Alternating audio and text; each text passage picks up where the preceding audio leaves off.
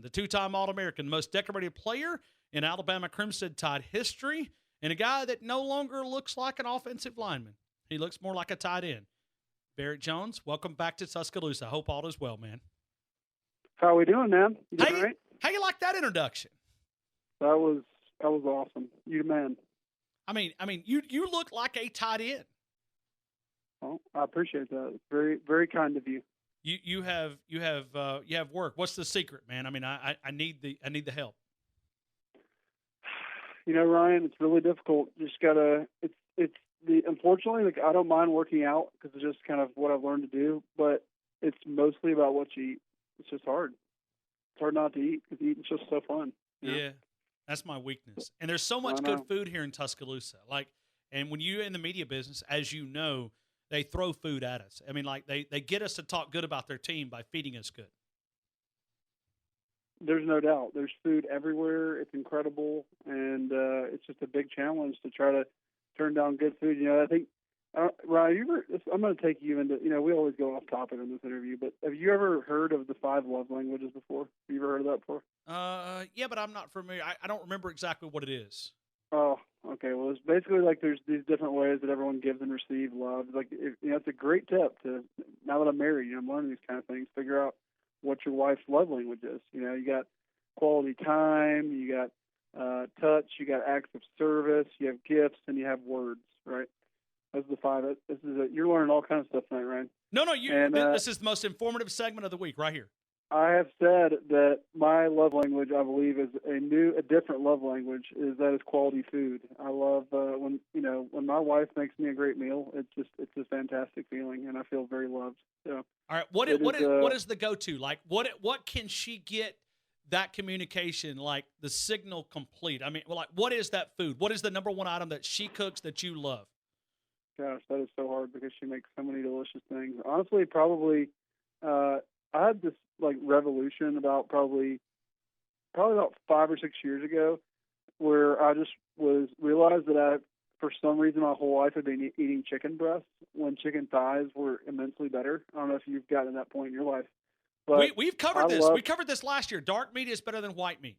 I mean, but like, why does everyone just eat chicken breasts all the time? Like, they're a little bit dry unless they're just perfect. I mean, you just like chicken thighs are so much better from the grocery store. I mean, they're incredible. So she does these like oven roasted chicken thighs that has a special seasoning with a skin on it, and she has she gets it real crunchy and has this certain deal, and it's amazing.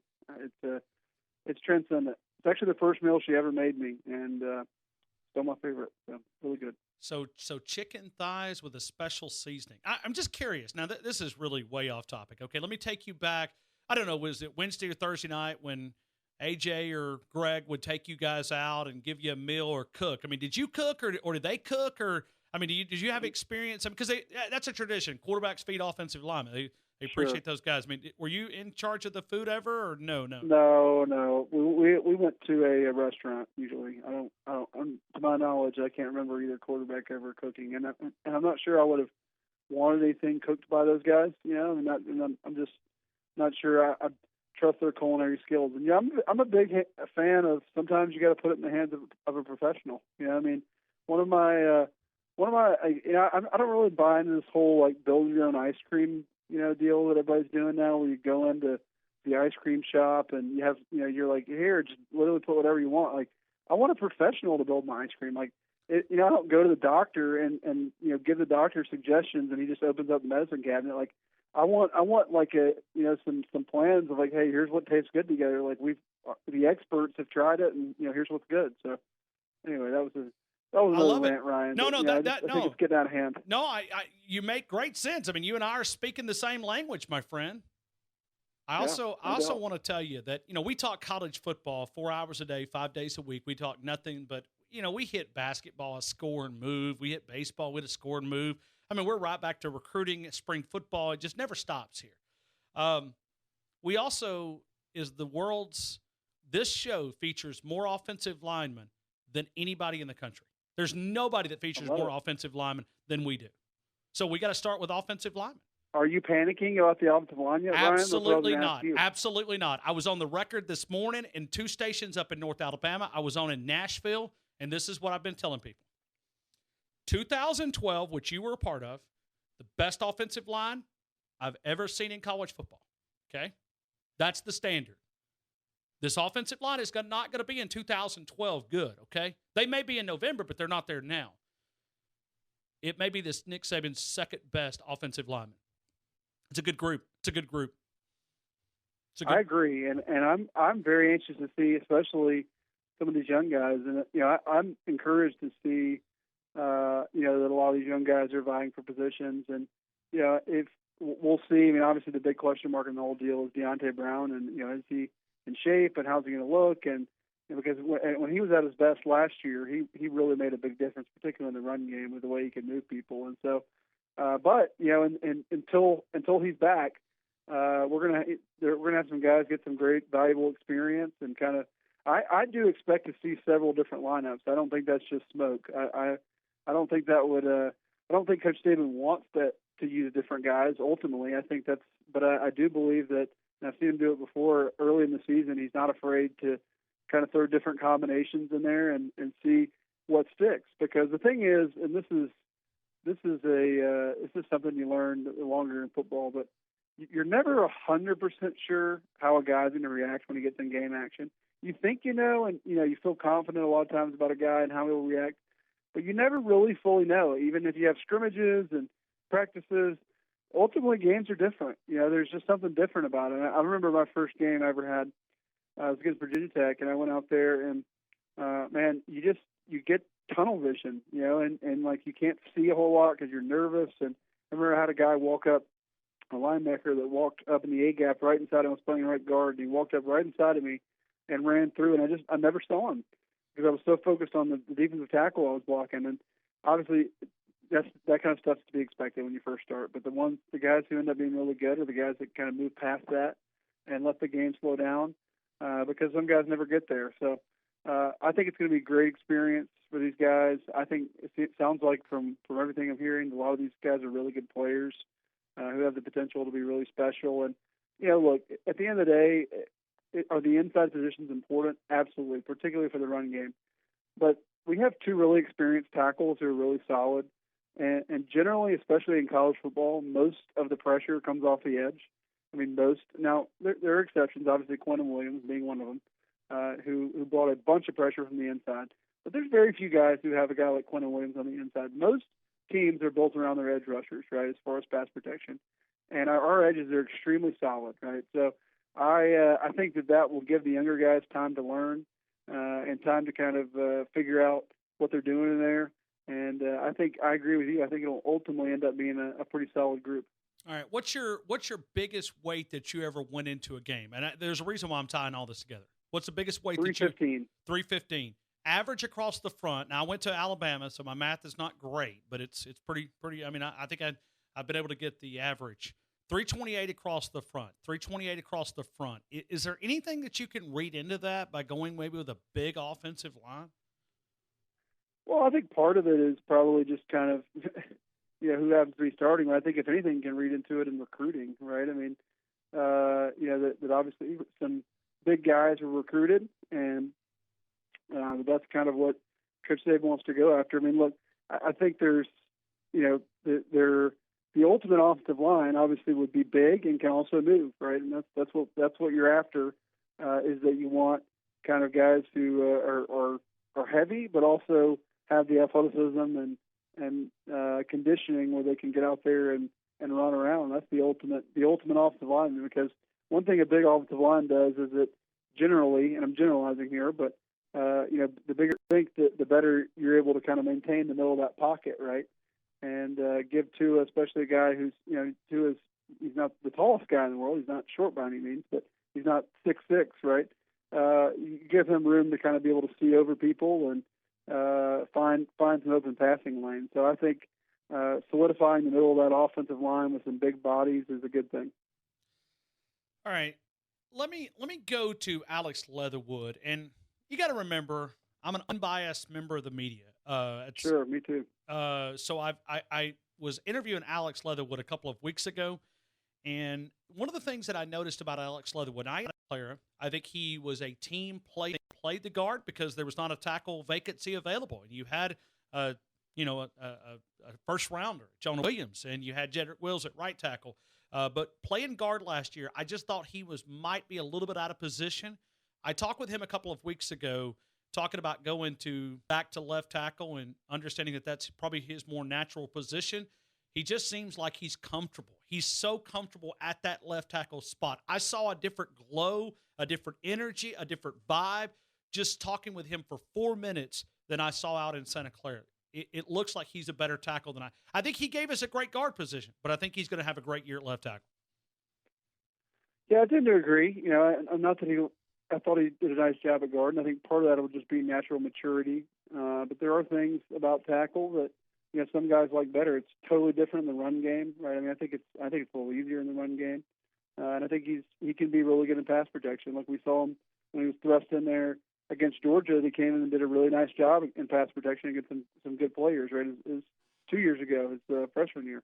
So I agree with you. I think he's going to turn into a really nice left tackle. And to me, the game is just kind of starting to slow down for him, where he really is able to process information and become a great player. So I'm excited about watching him. I'm still really high on Jedrick. I've been high on him since the first day I ever saw him practice. I think he's got a chance to be to have an awesome year, and possibly be a guy who is ultimately a first-round draft pick. I think he's that much of a talent. So I really like him as a player, and excited to see how he's going to go in there and execute this season.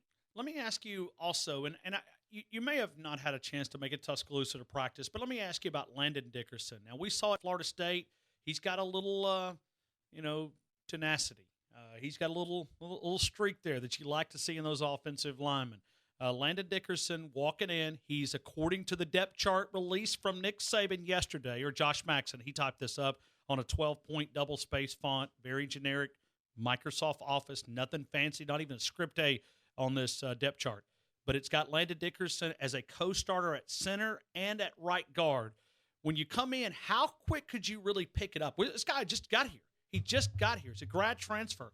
How do you come in and learn the offensive and the signal calling at center? Or do you think it would be easier than playing one of the other positions? Well, I'm a big believer. I think certainly it's difficult. I'm not saying it's not, but I do think it's not anything like making the jump from high school, right? I mean, you got to realize when you're coming in from playing high school football, honestly, I mean, and some high schools now are getting maybe a little more complex, but most high schools, it's probably like the first few pages of the dictionary. You know what I mean? Like you've maybe read 10 pages of a 1,000-page book when you're going to college football. It's just totally different. I mean, it's just a totally different amount of understanding of the game and understanding what's going on. To me, it's a much bigger leap for most places from high school to college than it is even, especially Alabama, to the NFL, just because there's so many similarities scheme-wise. Now, the NFL is a little more complex mostly because you have more time with the guys and you have more film time. So it's not quite making that leap. There are a lot of things that just as you played the game and you understand about football, especially, I mean, obviously he's played at Florida State, so he played at a big D1 institution where they, I'm sure, had some good coaches there, and he learned the game. So, I think from that standpoint, because I remember when I was going from NFL team to NFL team and bouncing around, and you can learn a system pretty quickly once you generally understand what you're learning. And basically, I mean, there's only so many words to describe things, and in your mind you can kind of tie things together and understand that, hey, this is what this means where I used to be, and you gradually kind of just get used to it and it becomes second nature to you. But there's only, generally, this is a long, hour-long grease board conversation, but there's really only that many plays, a few. I'm trying to put a number on it, but maybe like 30 or 40 different general run plays that people have, and they just package them differently, right? Like they just kind of put different bows on them and different ways to run them. But there's really only so many plays you can run, especially in the run game and protections too. And you kind of just package them differently. Maybe you have different rules at different teams, but they kind of just have different names and different, you call different calls, different things. So that was a long way of saying it is possible, particularly because he's coming from an institution that probably ran a similar scheme in a lot of ways. Wow. Okay, I'm about to pound the table here and just go running through a brick wall talking about this offensive line because I'm getting excited as we approach this Duke game. Man, Man, I'm even lost with words when we talk about offensive line. All right, so forget about the offensive line for just a second, because if we keep talking about offensive line, we may go until 6, and I've only asked you for 15 minutes, and we're at 14:58 right now, so I'm not going to make 15 minutes. The point of the offseason has been the Bama Factor. Nick Saban has made a point of emphasis, even though he told us back in the spring, it's who we are. It's who we've always been. And now they've kind of picked it up as a catchphrase, and it's reestablishing the Bama Factor. What is the Bama Factor to Barrett Jones? Well, I think I would say, just kind of reading into that, I feel like there's some people in the program that kind of think they lost in some ways, in small ways, their identity of who they were last year towards the end of the year, and started buying into the headlines and buying into that they were unbeatable and unstoppable and yada, yada. And I think it just kind of comes down to focusing on the process, for lack of a better term. And I hate to just answer with a cliche, but I really think that's what it's at the core of what that means, is just getting back to doing what they do best, and that's just working hard. I think at the end of the day, people always ask me what separates Alabama from other teams. I think it's just how they practice and how they work. And that, to me, has been the focus of everything I've heard, of just putting in a great offseason of work, getting better, improving, and getting ready for another grueling schedule and other, hopefully national championship, because that's obviously the goal. So I think that to me is what it means, is just getting up every day and trying to get better and trying to improve. All right, so this is my dream scenario on Saturday. You ready? I am ready, Ryan. I can't wait to hear this. Alabama wins the toss, okay?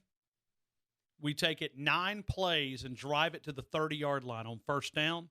Nick Saban looks at the new place kicker, Will Reichert, brings him in on first down. He kicks a 47-yard kick right through the uprights. What you think? First down, bring out the kicker. There's no better way to say that I got confidence. Bring him out on first down, kick it right between the uprights. That's a weird dream scenario there, Ryan. I got to be honest with you. That's not my dream scenario at all. In fact, I've learned, I think this, from everything I hear, this kid's going to be really good and excited about him. But to be honest, as an offensive lineman, my dream scenario is to never have to kick a field goal ever. I mean, that seems like a better dream scenario to me. We're talking dreams here. Well, no, I mean, it would be. But, I mean, I did give 9 times back-to-back, back-to-back, just run it right down their throat, bloody people's nose, all the way to the 30, bring in the kicker, give him a boot. Plus, if it's taking you 9 straight runs to get to the 30, I mean. Well, that's a great point. I don't really like our yards per carry there, honestly. I mean, you're right. I think you need to work a little harder on this dream and get back to me with your second draft. Okay, I will. I'll redo this one, and we'll talk again maybe later on. All right, Barrett, as we always do, man, and I throw it back to you, and you always give us a word of encouragement. Today's Tuesday. Get us through the week, man. What do you got for us?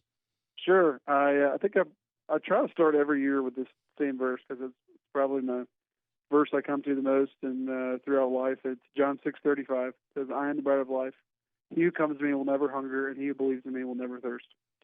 I love this verse, especially this time of year. There's just so much going on and so busy, and it's fun as Alabama football and really college football in general is. It makes a terrible God, and if you look really to anything else for your satisfaction and joy in life, you will come up short, and you'll feel empty and unsatisfied, because really nothing else was made to satisfy your heart.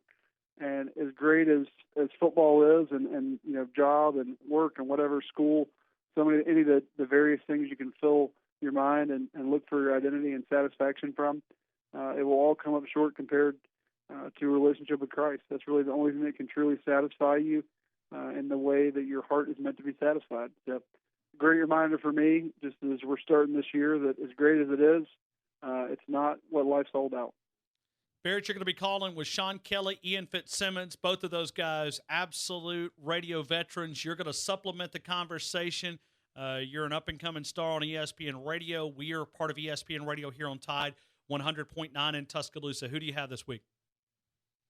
I thought you already knew that, Ryan. You don't know who I have this weekend. I have Auburn versus Oregon. So I will be calling the Albs. It should be a lot of fun. Mario Cristobal. You know a little bit about that offensive line? I do. I'm excited. I actually have Alabama Ole Miss in week 5 or whatever that is. So okay. I'll see you there. What a matchup you've got, because that offensive line, Phil Steele told us earlier today that that's the best offensive line in the country. Now, according to him, is Oregon. and the defensive line across the state. I don't want to brag on Auburn, but they're pretty good. They're very good. Yeah. It's a very good defensive line, a very good one. And I'm you know what? I'll be honest. I haven't gotten in the film yet of the Ducks offensive line, but I'm really excited to see it, just because I think that's to me. If you're asking me just based on returning personnel, if I was looking at offensive lines, to me Georgia has an excellent offensive line. Man, they have a lot of talent back.